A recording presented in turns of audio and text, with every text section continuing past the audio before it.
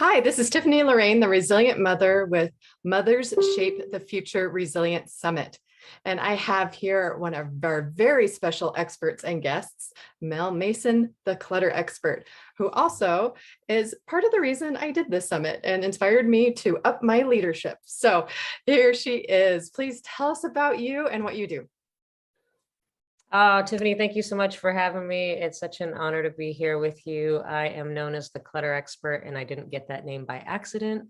I was actually the cluttered, messy kid where you could not walk in my room. The entire floor was covered, and it wasn't just stuff. I was fine living in filth. I had trash all over the place. But what I didn't realize at the time is that the outside, it's only a mirror of the inside. And if you don't do anything about what's going on inside, the clutter comes right back, because every time my mom cleaned my room, because that's the only time it would get cleaned, it would go right back to the way that it was.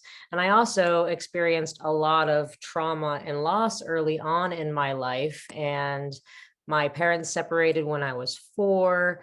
I had 3 different sexual traumas by 3 different perpetrators at the age of 8. And by the age of 15 years old, I lost my older brother to suicide. And it actually happened while I was living with him. So I was the one who found him. And then his suicide note left all of his belongings to me, the cluttered mess, already. So at 15 years old, I then had to go back into his apartment and figure out what to do with all of his stuff. So for any of you out there that have family belongings that you don't know what to do with, I've been there, I've got you. But at that point in my life, I was already not doing that great. I didn't want to be in a body on the planet as it was, and that was almost the nail in my coffin. About a month later, after losing my brother, I got kicked out of my sophomore year of high school because I was considered a danger to myself and others. And they're like, you can't come back here until you get intensive therapy. And at 15 years old, what that looks like is being shipped off to a residential treatment center for adolescents, where you get to live on campus and go to school on campus, just 2 separate buildings with a little walkway. So you don't go anywhere, but walk up the walkway. But while I was living there, I was introduced to yoga and mindfulness. And ultimately what that taught me was how to come home and be present in my body for what I call all the inner clutter that starts to manifest outside. It's all those repressed emotions from trauma and loss, the resentments we accumulate, the limiting beliefs from our family members, our environment, our teachers, the fears, the judgments, all of that stuff that starts to accumulate and starts to show up outside. And as a result of being willing to just be present, to just start looking, that cluttered mess who was fine living in filth spontaneously, let me just say this really clearly, spontaneously, without effort, without planning. I wasn't like, oh, once a week for 15 minutes, I'm going to start cleaning my room. It just happened spontaneously and effortlessly. I started creating order out of the chaos in my life. And I went from that cluttered mess to someone who could no longer tolerate disorder. Now, one thing that I will say is that everything got organized and everything had a place, but I didn't let go of my attachments all at once. That took time over years and years and years. But ultimately, how I came to do what I do is realizing that the outside is only a mirror of the inside, and just sharing what I've learned with others in my business, decluttering spaces. What a great example of resilience. And what we all need to do is just find our inner voice and our inner strength and clean that mess up so that we can shine our light the way you do. And then it frees us up to be leaders like you are, and to help others do the same and lift them up and bring them up to their full potential. I'm so honored. I love that you said shine your light, because ultimately, my belief is that it's your birthright to experience happiness and abundance in every area of your life. And it exists within you, like the seed within a fruit, right? Like the fruit has everything it needs in this seed to grow another plant, to grow more fruit. And we have everything we need inside of us. There's nothing outside of us that we need to pray to get grace from. Everything we need is within us. And as we accumulate this clutter, this inner clutter, it just blocks off access to that. And so as we learn how to be present, we're literally removing the interference from the light that already exists within us. So I love that you said that. That's a beautiful way of putting it. It's almost like we are just glass containers that need some washing, and there's nothing wrong with us. We've just got some cleaning up to do, and the light's already in there, like you said. And I Yeah, there's love never that. anything wrong with you. Nothing's broken. Yeah. And with the summit and mothers and families and resilience, I think we really need that. We really need everyone to celebrate individuals. Not just because family is traditional family, but the family is the community around you that you make.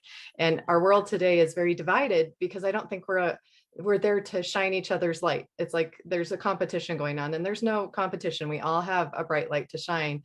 I think our job with resilience is to help each other find the ways that will have that spontaneous change and let us step into our full potential the way that you have.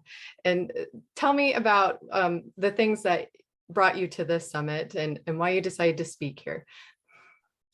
Resilience. I mean, that's the key right there. I mean, being able to go through all of that trauma and that experience and get to where I am today. I mean, for me, it's all about resilience. If you're not resilient, then you can't make it through anything, but life happens. Like, we have trauma, we have loss. You can't get out of life unscathed. And either you can become resilient to it and become a victor, really, and a leader, or you can live in your victim story that life happens to me. So you always hear that there's like, life happens to me or life happens for me. I like to live from a place that life is created vibrationally by me. It's not happening to me. It's not happening for me. I'm creating every experience in my life. I created the parents that I chose. I created the divorce. I created the abuse. I created everything that happened. I created losing my brother. I created all of that so that I could have all of those experiences and be able to be here today, sharing my experience with you, bringing hope and transformation to others. I think that's beautiful because I don't think not everyone is aware how powerful mindset is. And what you're talking about is realizing that our thoughts create our reality and the energy that we send out into the world. When did you first come across that in your journey?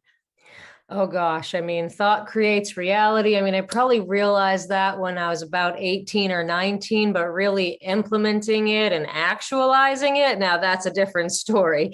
All the books that I read, I've been, reading since I was like 17, 18 years old. And now I'm 44 because I just get younger and stronger every day. So I don't really care about age. It's just a number. But the actualization really just, it takes what it takes. And now I stand in a place where I know that I'm the creator and generator of everything that happens in my life, every experience. And I'm also the creator and generator of everything that's happening in the world because I am 100% responsible. You are 100% responsible. My 100% responsibility doesn't take away from yours. And, Gandhi even said it, you get to be the change you wish to see in the world, right? Because we have to be the change first. And so I'm someone who doesn't own a TV or watch the news or get caught up in any of that because I know that the only way that I can change what's happening out there in the world is to change me. I get to look at my judgments. I get to look at my self-righteousness. I get to look at my prejudice. And when I clear that in myself and I have peace within myself is the day that we'll have peace on earth. I love that you're showing that one person can make a difference. Like, I think some people think I don't matter, I can't make a difference. What would you say to them? You matter. Without you, when you make a puzzle and you're missing that one freaking piece, right? Yeah. You are that one piece. And without you, the puzzle is incomplete.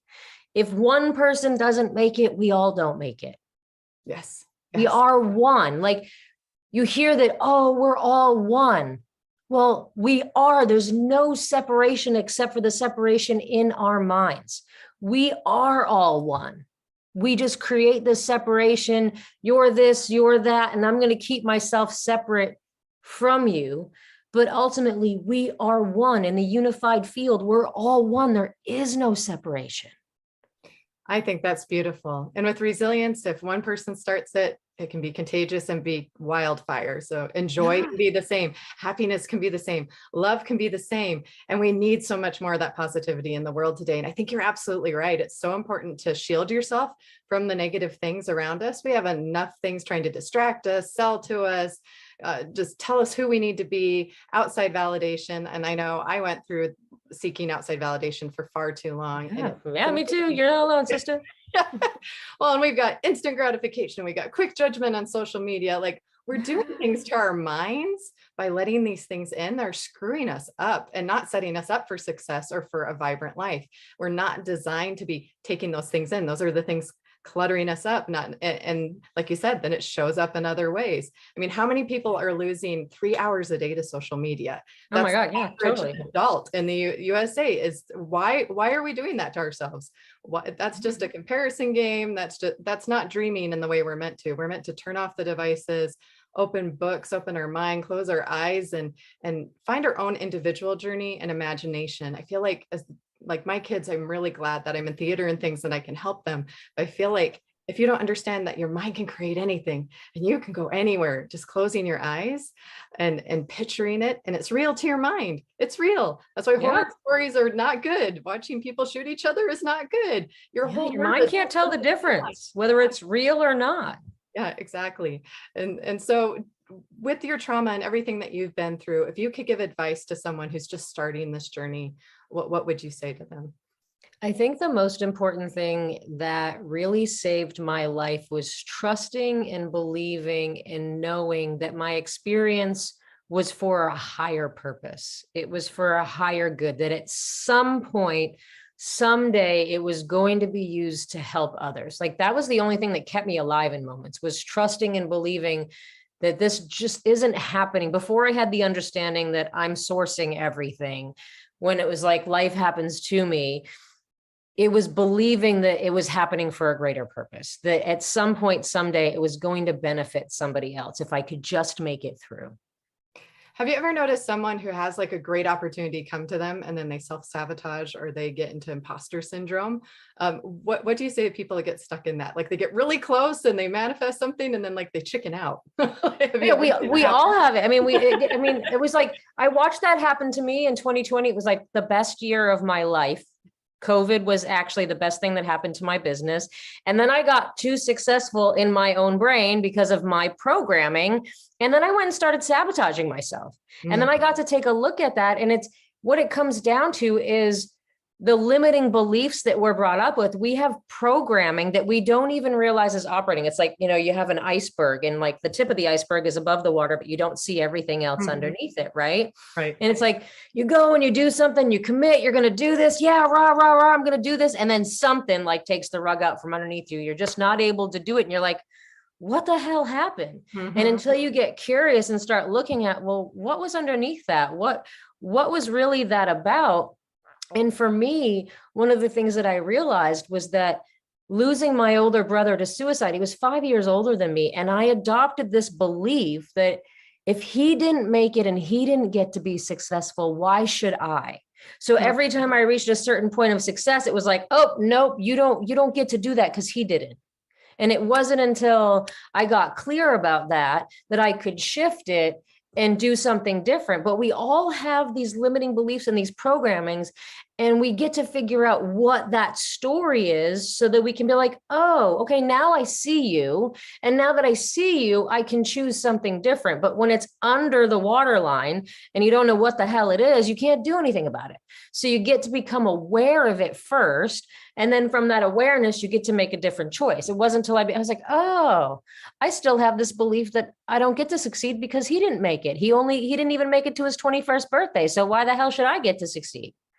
Wow, that's amazing. That's what they call that, survivor's guilt. Right. Yeah. Yep. Yep. But it's that unconscious programming that you're not aware of. Like, people really don't get that. They used to say that it's like our conscious mind is running 20% of the show and the subconscious is 80% of the show. I think it's like 6% and 94 now is like what they've changed it to, because there's so much going on in the subconscious that we're not aware of, but we get these results in our life. And when you get the results and you look at the results, then you can get underneath those results and be like, okay, what is it What is the story I'm telling myself? Yeah. And when you get clear about the story you're telling yourself, it reveals the programming. And then when you know what the program is, it's like, we're computers, remove the program, input a new one. Here you go. Update your computer system. That's why we have computers. And so we can understand ourselves. Yes, absolutely. Would you say things like journaling, meditation, the yoga were those things that helped you go deeper? I think some people are so busy in their lives that they don't realize they need that like 5 minutes. What's something they could do in like 5 minutes that would help them go deeper and be in tune with themselves? Yeah, I mean, it's what I teach my clients, and my clients laugh at me and they fight me on this tooth and nail. But when they actually do it consistently, they start getting results because it's so freaking super simple, yet it's so profound. So everything that I learned from yoga and mindfulness, I boiled down into one simple practice. If you're anti-meditation or you're like, I can't meditate, or you think you're labeled ADD or ADHD, this is perfect for you. I literally call it allowing the now, simply allowing the moment to be exactly as it is, whatever's showing up. And you only need to do it for 5 minutes a day. All I ever did was 5 minutes a day. All I pretty much ever do is 5 minutes a day. And I've generated amazing results. But you're simply just being willing. It's the key is the willingness. It doesn't matter what happens during the 5 minutes, but it's your willingness to stop looking outside and running away from yourself and avoiding you and beginning to pay attention to physical sensations, emotions, thoughts, sounds, smells. If your eyes are open, what you're seeing, like if a bird flies by, or you're seeing a beautiful flower, because you don't have to do it with your eyes closed either. It's simply being willing to be present. And I call it the formal practice, where you set a timer and you're consciously aware of just being willing to be present for whatever shows up. If your mind races, great, no big deal. You didn't do it wrong. You only do it wrong if you don't do it. And just making the time to do 5 minutes a day, and your whole life will change. I mean, I went from the cluttered mess to going to someone who could no longer tolerate disorder in about a year. And then there was a period of my life where I stopped doing it, and I got into a really unhealthy relationship, married the woman. And for 6 years, I stopped doing it because my light shined too bright. So I stopped doing anything to take care of myself, any spiritual practices, any of that. And I shut my light down. And within 6 years, I wanted to end my life again. I'm like, 2013, I'm ready to get off the planet again. And so I got to the point where it's like, okay, I'm either going to end my life right now and be done with it and come back and start over in a whole nother body, or I'm going to do whatever it takes to experience my birthright, which is to thrive in every area of my life, to experience happiness and abundance. And so I started with 5 minutes a day. Okay. Within 6 months, I had always wanted to be my own boss. I knew that all of my experiences would eventually lead me to being an entrepreneur. No idea what that was going to look like. First opportunity came to be an independent contractor working for a couple of women as their personal assistant, organizing their life, right? I worked for them for 2 weeks and they're like, this isn't really going to work out right now. We got too much going on. So we're just going to pay you the balance of your contract. So I worked for 2 weeks and then they mailed me a check for $50,000. Whoa. And they were like, oh, by the way, you can keep the new MacBook Pro we bought you as well. So I had a computer to start my business, and I had $50,000 to take 6 months off and figure out what the heck I wanted to do when I grew up. Right. So I created the space to figure out all of this stuff. Little caveat, I'm never growing up. So if you think I am, forget it. But I did figure out what I want to do. And I was sitting in front of, I don't know if you've ever watched the show Hoarders, but it was the very first time I saw the show. And I had a background in energy healing. My life path took me through theta healing, Reiki, and yoga teacher training and martial arts and all these different things. And I had this love of creating order out of chaos. And I saw this show for the first time and I was like, just horrified. I'm like, oh my God, what are you doing to people? You are re-traumatizing people all over again by making them decide about all of their stuff in such a short amount of time. Because what people don't realize is all those years of accumulation, it's the Great Wall of China around someone. That's their defense system. And they've been like hiding in there like this, all closed off. And then you go ripping it all off and they're like completely exposed and raw. And it's just damaging. It's re-traumatizing. So it just sparked an idea that I wanted to create a company to help people first not get that way, so that it didn't get to that hoarding condition, but also teach people how to keep it from coming back, because my clutter didn't come back. After I got to that and I created the order in my life, it didn't come back. When my mom would clean my room, it would go right back to the way that it was. But because I was clearing from the inside out, and the outside is only a mirror of the inside, the outside stayed that way because I was doing the inner work. And so that's when I launched my business, Decluttering Spaces, in 2014, and I've never looked back. That's amazing. Now, how do you balance it all? I'm a giver, and I'm learning that sometimes I give too much, and I'm learning, where is that balance? Where do you balance the coaching and your business and yourself, and where is that line and those boundaries that you set for yourself? It's really a learning curve every day. Some days I'm good with it, and other days I'm overscheduling myself, and I'm like, oh, did it again, or oh, I got a lot of time on my hands. Maybe I should start working again. There's no such thing as stasis, right? And I look at it this way. One of the things that Shanda always taught was that in business, you go through periods where you're sprinting and then you're resting, and you're sprinting and you're resting. And so in times of sprint, it feels like you don't have time for yourself, and you're really busy and you got a lot going on. But then when you're not sprinting anymore, it's like all this time opens up. So you learn how to sprint and relax, sprint and relax, sprint and relax. And it's learning how to be flexible. But more importantly, one of the biggest things that I learned from her was to schedule myself first. So when I was in that relationship, I wasn't taking any time for myself. And then I started with the 5-minute practice. Now that 5-minute practice has evolved so that I've created space in my calendar. I love to do indoor rock climbing. The closest gym for me is an hour and 15, depending on traffic, to an hour and a half away. So for me to go to the gym, it's a 4-hour round trip, 4.5-hour round trip, depending on how long I work out. I do that 2 to 3 times a week. Plus I'm now training for a marathon, which requires training 5 days a week, 4 days of running, 2 days of strength training, and running my business, and now staffing leadership. And I bet you wouldn't miss it one day, because it gives you so much energy and it fills your cup so much. 100%. Something the only time I miss a day is when I get injured, like right now. Oh man. Then we got to regroup, right? Yeah, we get to just rest. Yes. So, and it's interesting. The whole team is actually on a 2-week rest, because we're at that point in the training where it's the repetitive use injuries that are happening. It's like, oh, time to put on the brakes. Everybody gets to rest for 2 weeks. I'm like, oh, couldn't come at perfect timing. Oh, that's amazing. Well, what do you have to offer our audience? I'm so honored to have you here. And how do they get a hold of you if they want to learn more? Yeah, super honored to be here. The best thing that I love to offer is, because I'm all about not giving clutter. I wrote a book, Freedom from Clutter, the guaranteed foolproof step-by-step process to remove the stuff that's weighing you down. And it's not about the stuff. You can download the whole book for free, because I don't want you to buy it and have the clutter on your bookshelf. So if you just go to freegiftfrommel.com, and Tiffany has a link, I'm sure she'll send it out, but freegiftfrommel.com gets you the whole book download. It also gets you on my mailing list, and I'm constantly teaching workshops and hosting challenges for free. So I'm always giving to my community. So it's really great. If you get into my community, then you're aware of what I've got going on. And then if it feels like a good fit for you, then we can get on a call to see if it makes sense to work together. Perfect. If you could give a final definition of resilience, how would you define it? Resilience is the ability to bounce back from anything. Absolutely anything. And I always like to leave these final words, because, clutter is just an external manifestation. And, when people hear the word clutter, they think of physical clutter, but there's many different manifestations that it takes. It's excess weight, drug addiction, being too busy, not having enough money, like the financial debt, being in toxic relationships, right? And so all clutter accumulates, no matter what form, because of your unwillingness to look at it. Simple unwillingness to look at it.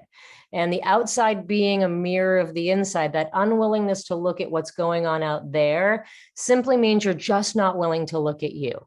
And so what I love to leave your audience with is, the only requirement to get free from clutter in every area of your life is your presence. Your presence is required. Wow. I think that goes along with, you may not remember what they said, but you'll remember how they made you feel. And I'm certainly going to remember this moment, and from the moment I met you as well, even just over the phone and in text, this energy and this vibration. I'm like, who is this lady and how do I get more of that in my life? So I've been ending all of the interviews with a little mini dance party because I'd like to have the audience vote on who has the best Zoombox dance moves. You can't vote for me. It has to be somebody else. So let me just get the music going here. I'll take come on, I don't need music. Come on, bring it. Bring it. All right, well, we're going to start before the music goes so we can rock and roll here. All right, here we go. Here we go. I have the list. Go, rock it out. Come on, music. Come on. Here we go. In 3, 2. The sit down dance party. Yeah. And there we go. There it is.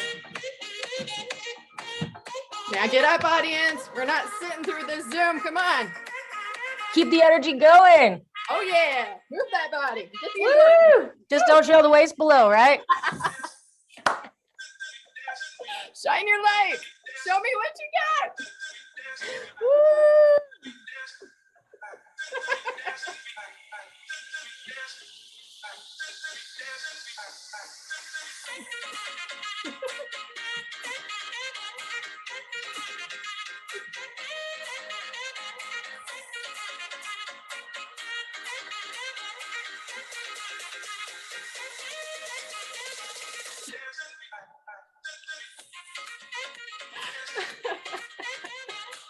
Oh man, that's so fun. I could do that for hours.